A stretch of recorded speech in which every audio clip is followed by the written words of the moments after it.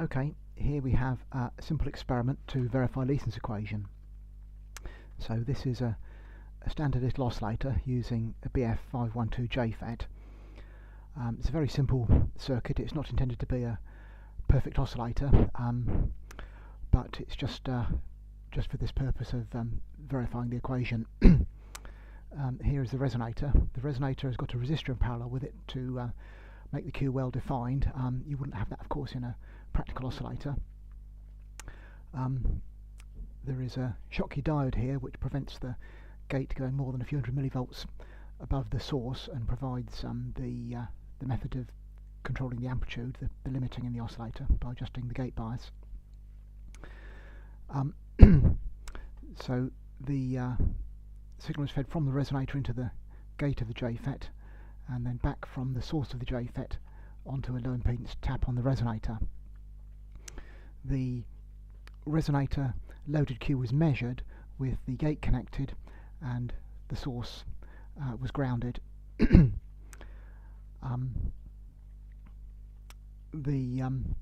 connection of the source to this low impedance tap might at first sight appear to provide loading on the resonator due to the low impedance that you get on the output of a JFET, but this isn't a clear way of looking at things.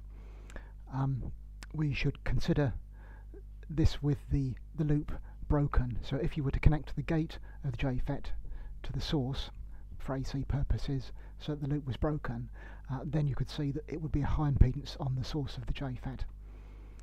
So it doesn't actually load the resonator on this low impedance tab.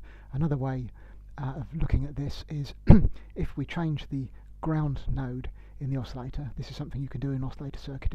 It's irrelevant which node is grounded. So if we disconnect this ground here and here, and we ground the source, we know that the output impedance on the drain of a JFET is a high impedance. So you can see this high impedance connected through the load to this low impedance tap on the resonator won't load the resonator.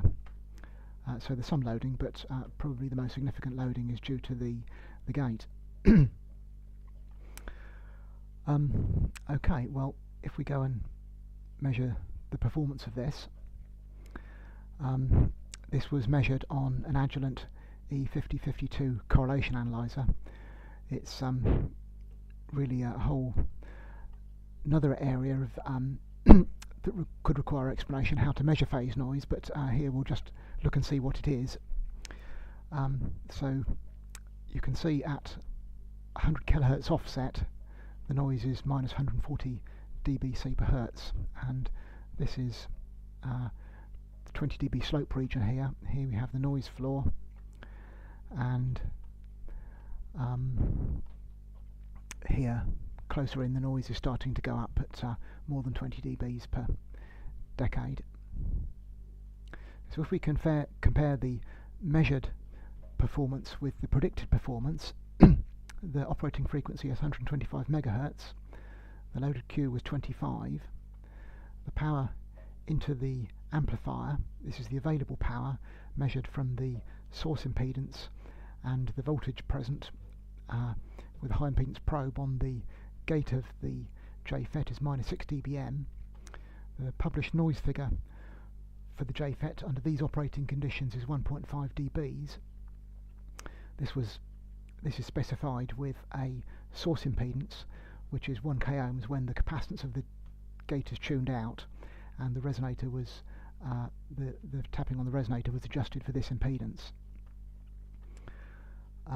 I should mention that we'll talk about oscillator design later if I get round to it in another video, but the optimum match on the input of the amplifier for the oscillator isn't necessarily the one that gives the best noise figure. The output power was 7 dBm, and now this here, the gain, doesn't really relate in a practical way to this circuit, but what this is the difference in the output power of the oscillator and the input power. So you can see if we were to consider the block diagram that we simulated, this is the gain that we would have in that block diagram, and we know that KF will be the same as the gain for all practical purposes, so this is 13 dBs and this is minus 13 dBs. A thing you can see from this is the error that would result if you were to interpret the Leeson equation as it's often incorrectly presented. You can see that the P in it is actually minus 6 dBs, that's what Leeson would have spoken about using, and the output power is 13 dBs, which is something a bit different. I'm sorry, the output power is 7 dBs, which is 13 dBs different.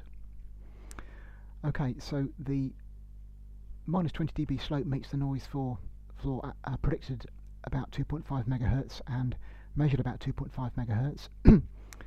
The noise level on the minus 20 dB slope was predicted minus 141.5 dBc per hertz, and we measured 140 dBc per hertz, which really I think is within the measurement area you would expect.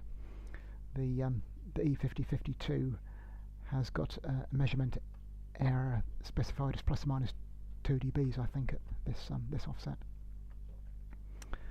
And the noise floor was predicted minus 169.5 dBc per hertz, and we measured minus 173. Now this brings up an interesting point, that the impedance at the gate of the JFET is different at the noise floor to what it is at the centre frequency, and this was calculated from the noise figure. Well, actually the impedance is lower at the noise floor, and with the JFET this would give a lower noise level, although the impedance that we've used here is best for the noise match, best for the noise figure. The impedance which gives the best noise figure isn't necessarily the one that gives the lowest noise level, and the noise level is lower with a slightly lower impedance, and if we were to take this into account we would come up with a figure here of minus 172, which fits a little bit better with the minus 173. Yes, of course the noise figure of 1.5 dBs doesn't take into account any degradation due to effects with the high level carrier in the amplifier, so you would expect the measured performance to be slightly worse than the predicted performance rather than better than the predicted performance. If we actually measure the noise figure under these conditions, you would expect the noise figure to be slightly worse than that. But you can see that with a device of this type, that the noise performance in an oscillator isn't completely different from its specified noise figure. Okay, well, thank you for watching. In the next video, if I get around to making it, we will look a bit about the actual design of oscillators.